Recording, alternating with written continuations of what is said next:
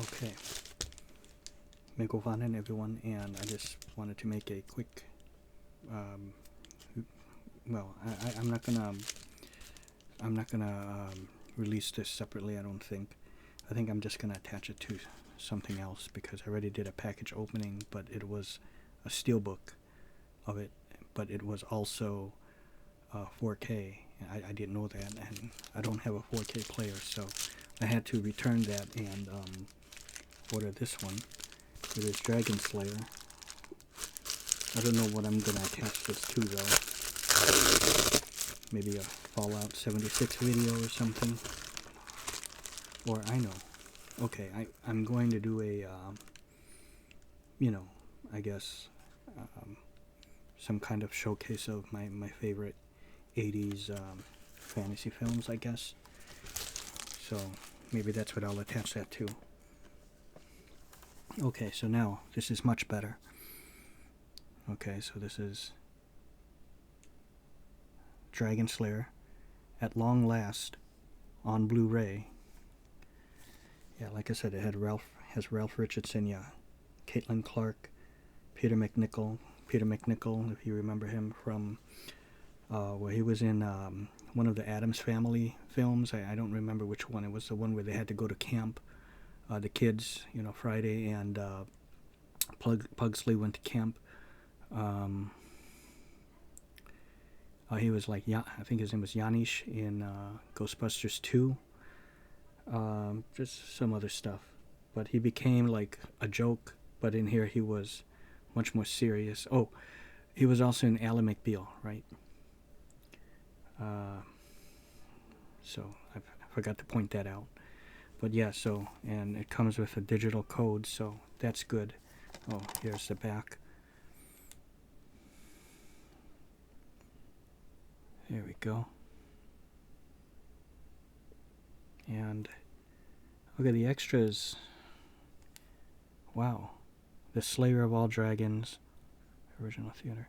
It looks like it might have a decent, you know, special features on here. You know, just, you know, the commentary and the Slayer of All Dragons featurette alone looks very cool. Okay, so that's it. So hope you all enjoyed. Again, I want to thank everyone for all your support. I greatly appreciate that. Thank you so much. Again, I want to shout out Ayina the Khajiit. I want to also shout out Grumpy Scamp, Xenoc, Wifey Whale, and then some new friends. Everyone in my Discord group, of course, you know, my guild Discord group. Too many to name off, but I'll do like a big massive shout out at some point. Fargasier and Super Loki. So there we go.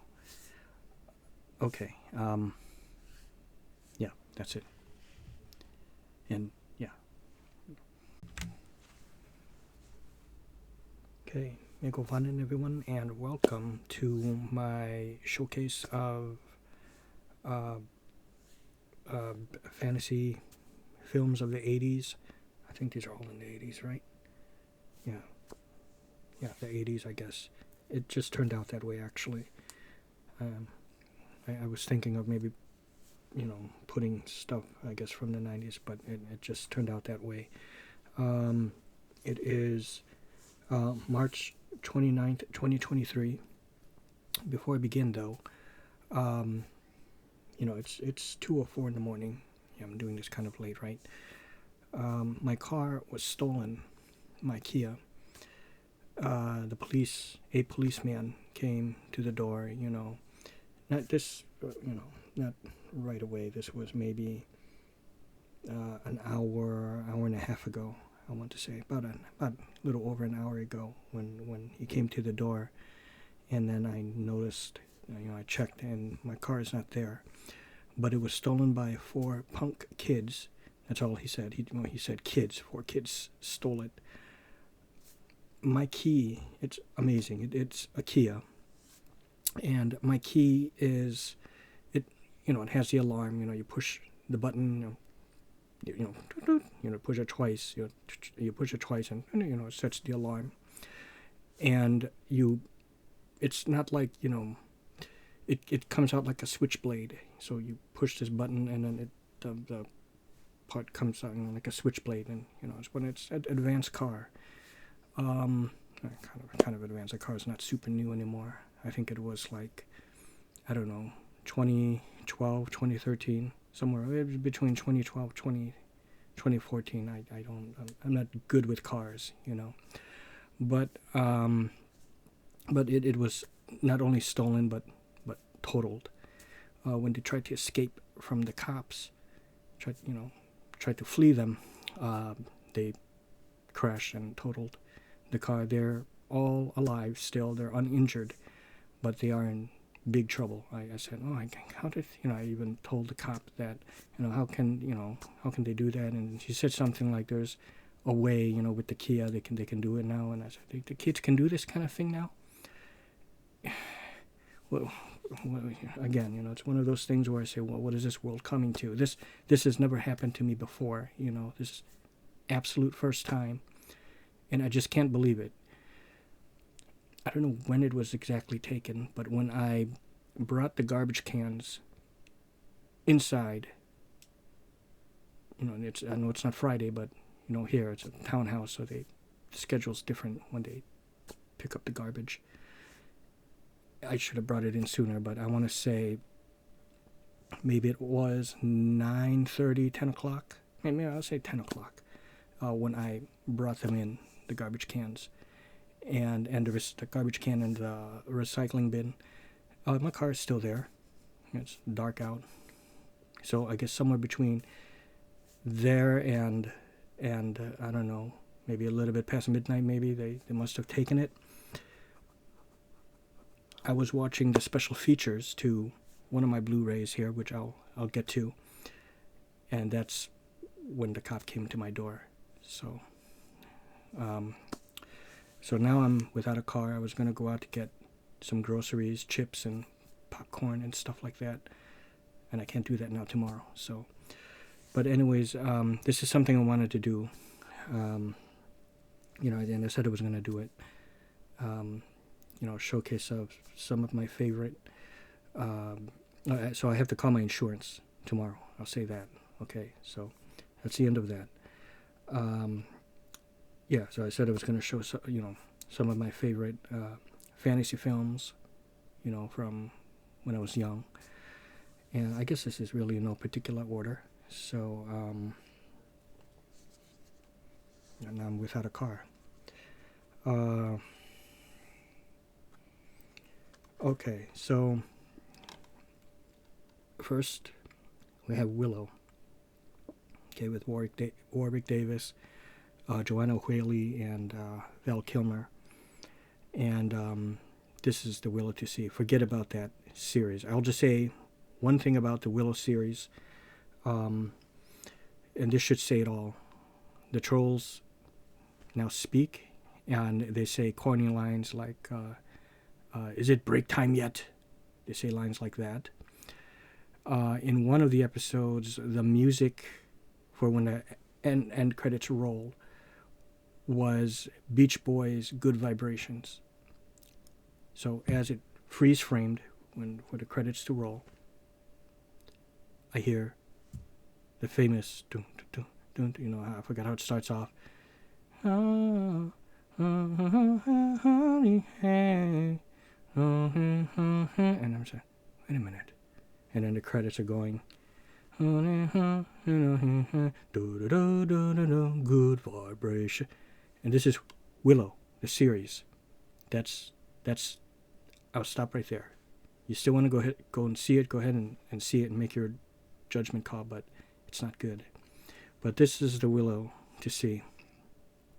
And by the way, I'll just say that I don't know if he was coached to lie about this, Warwick Davis, but there were interviews before that show came out. Now, all the fans out there that are just fans of Willow from back in the 80s, you have nothing to worry about, because rest assured, everything, the magic that you know and love from the original Willow movie is all here in this series. I wanted to return to this character, the aftermath of the events that happened after Willow, you know. So rest assured, everything is, you know, if you're worried that it's going to be different, it's the same as the movie that he lied. Now, I think he's coached, or maybe he saw a different cut from the studio. They showed them something different. And Joanna Whaley, you know, she wasn't in it, not really like a whole lot. I don't think we even see her at the end. But anyways, yeah, this is Willow. I'm sorry about that rant. Sorry about that. You know, about Willow coming into custody of Alara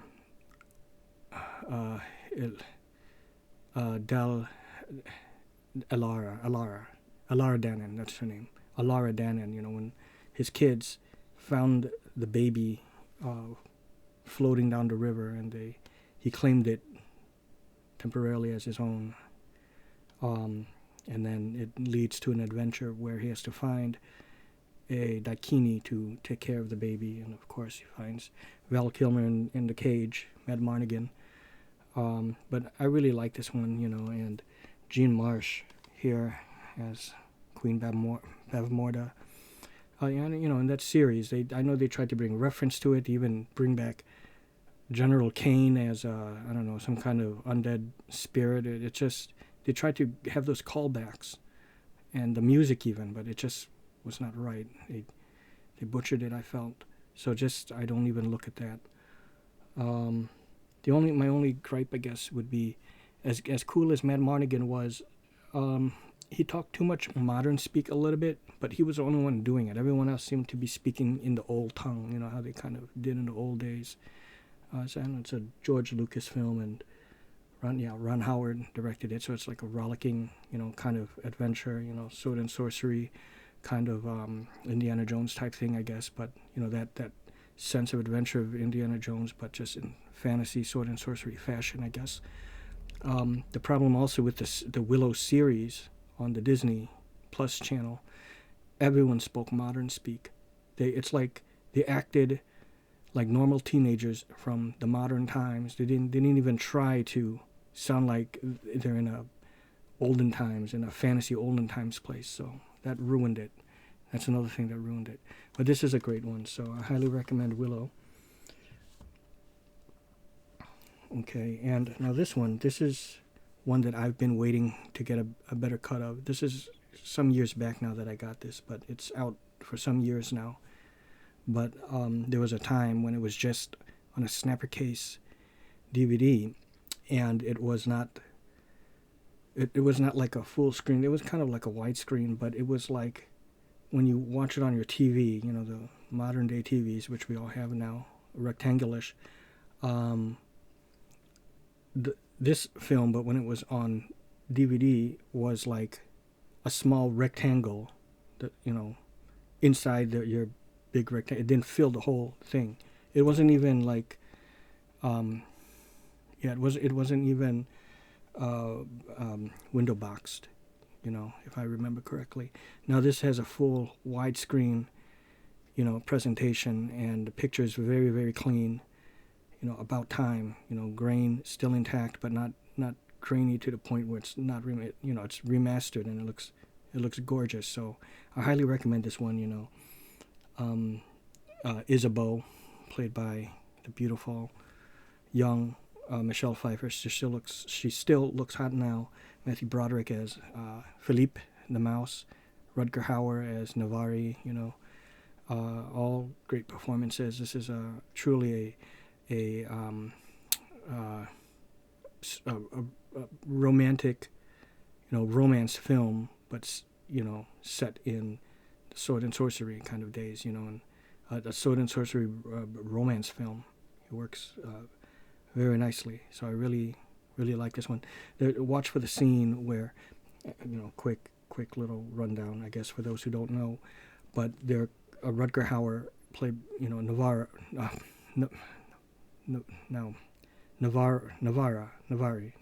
played by Rutger Hauer, and Isabel, played by Michelle Pfeiffer, they're cursed by this bishop of the church, where at nighttime, or in the daytime, Rutger Hauer is a man, and she's a hawk, and in the evening, it's reversed now, but she's human at night, but he is a wolf.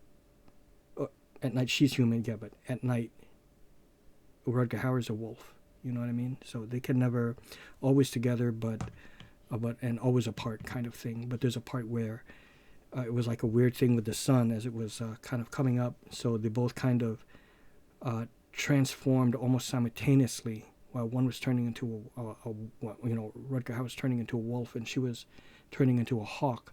They kind of saw each other for just a glimpse of a moment, and their hands were about to touch, but then it was too late and they transformed. So watch for that scene. A very touching scene. Matthew Broderick, also great touching performance as well. Same thing with the guy who played Imperius. I thought he was great too. And I love how Matthew Broderick, it even showcases his escape and even fighting tactics at the beginning when he escaped the guards. Watch for it. It happens pretty early on after he escapes at some outdoor tavern. The way he eludes those guards, and you could really see his rogue technique, come into effect, right? So of course, Conan the Barbarian. This is great with Arnold Schwarzenegger. We have Sandal Bergman as Valeria. Jerry Lopez, I think is his name, who played Sobutai, and then we have Mako, who plays the wizard. Very violent film for its time too. James Earl Jones, of course, as Thulsa Doom, where it's just he was born a slave and then became like a gladiator and then set free, and it's just his adventures, and he comes across Sobutai, he comes across Valeria, and he's out for vengeance to find the Temple of Set, I think it is, which is Thulsa Doom and his people, and put an end to them. So I didn't want to put Conan the Destroyer, even though I really like that one. Okay, and next, this one is, I remember seeing this in elementary school. I forgot what it was, like our reward. It was on Friday, and we got to see a movie. Elementary school. I want to say 3rd grade or 4th grade. Can't remember. 3rd or 4th grade. I can't remember. It was Miss Becker was my 3rd grade teacher. I can't remember if I was under the rule of Miss Becker or Miss Gervis. Miss Gervis is older. Miss Brownback, Miss Becker, Miss Gervis, yeah, Miss Wrightwood, right. But this is Labyrinth, and you have a young Jennifer Connelly in here, and of course, it's just a disc in there.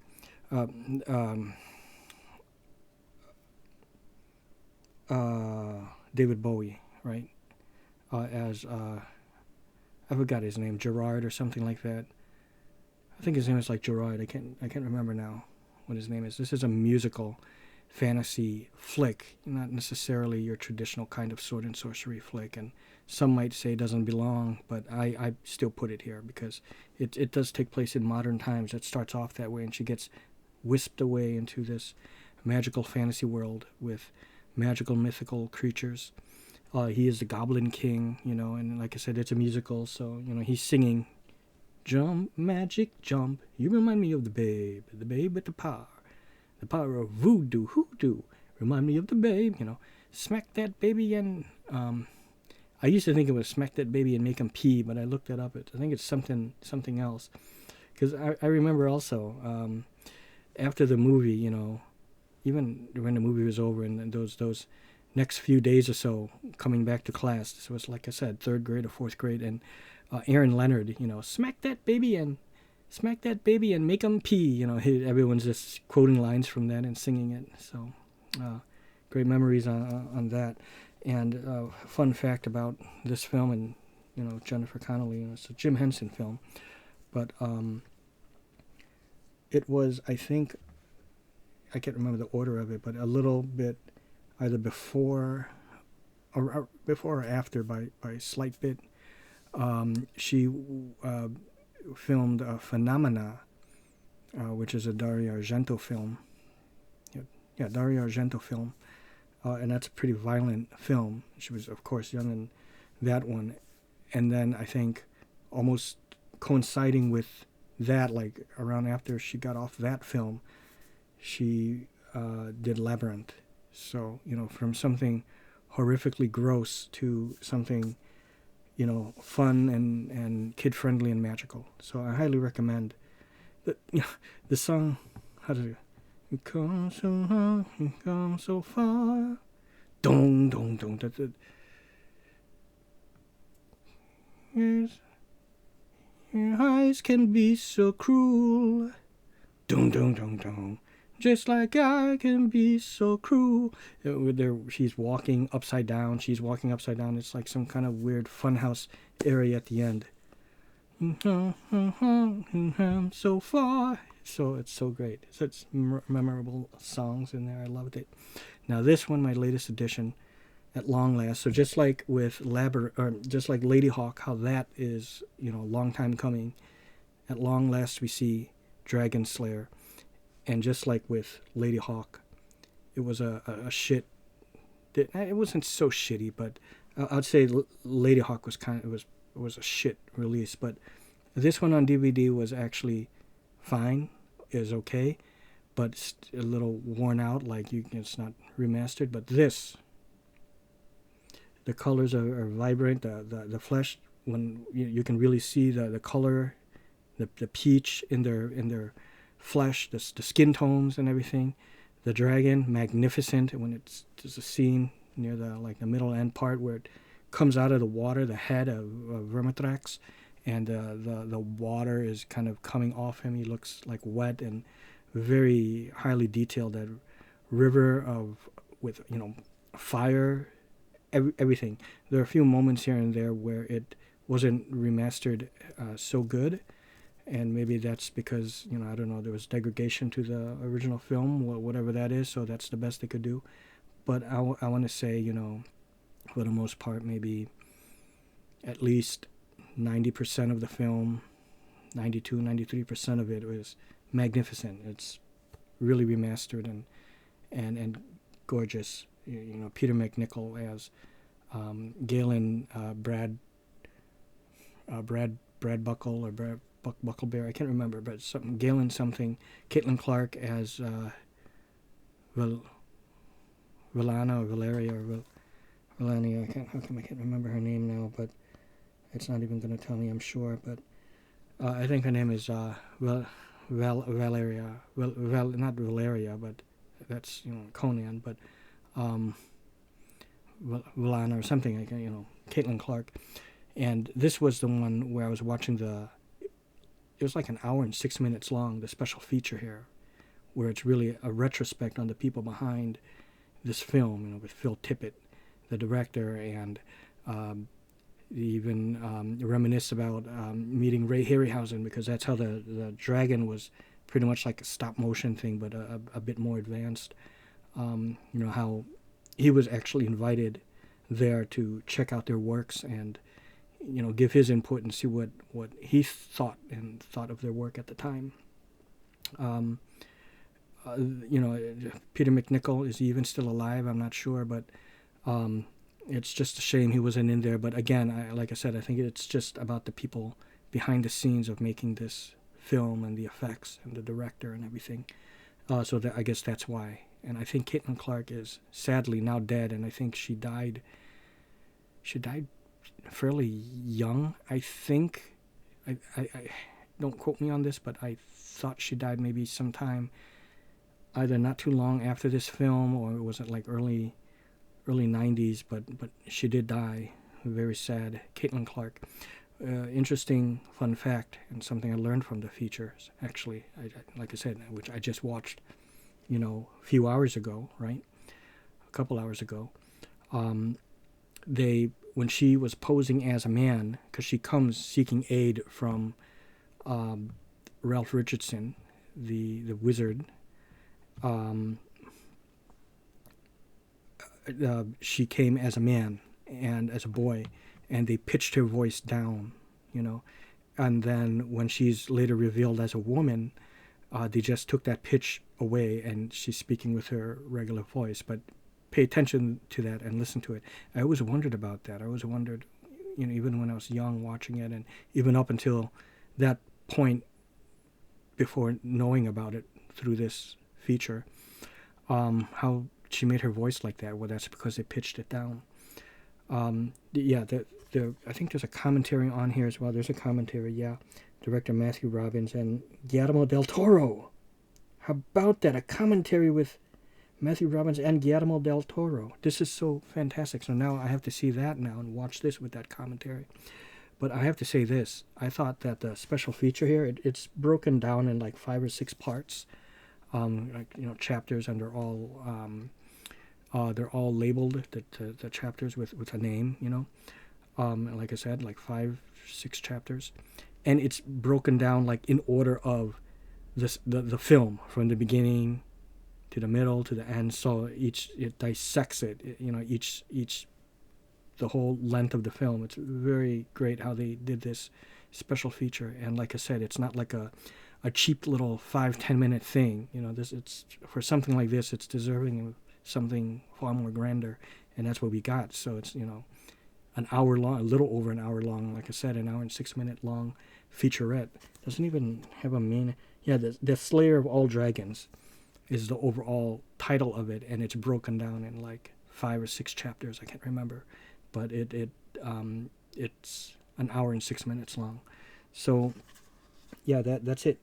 You know, one I was pondering on putting on here, although I'd have to say, sadly, it wasn't my personal favorite, even though I liked it a lot. It didn't resonate to me with as much as those ones here that I just showed.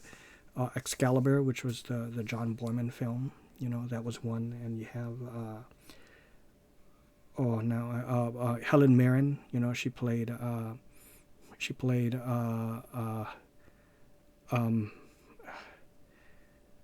King Arthur's half sister. I can't remember now. Morgana.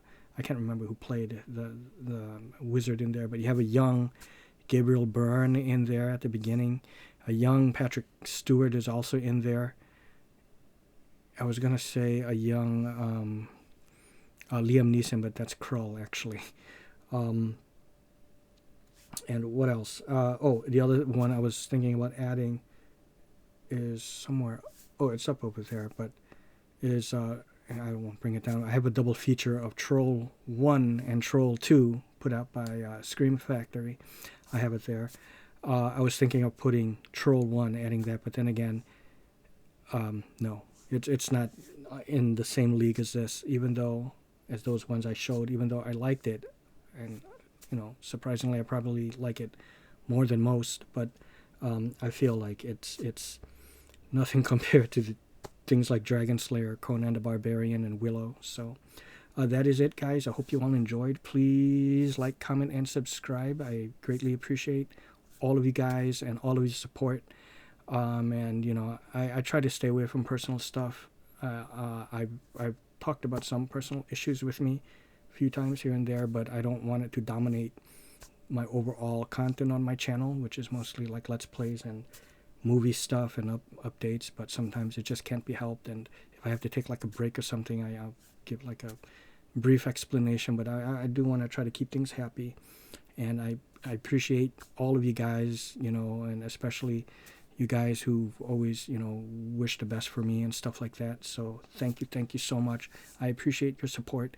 Lastly, I do want to I keep bringing it up too much, and I don't want to do that because I don't want to draw attention away from her. But Ayina da Kajit, please subscribe to her.